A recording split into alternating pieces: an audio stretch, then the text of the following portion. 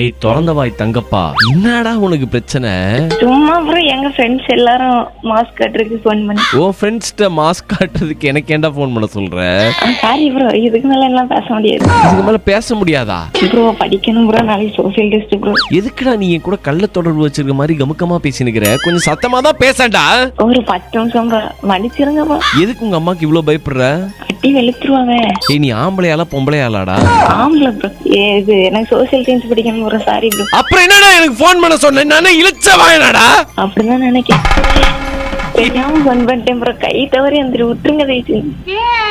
ஆமா ப்ரோ, தயவு செஞ்சு ஒரு வாட்டி மன்னிச்சு விட்டுருங்க ப்ரோ. Bro sorry bro.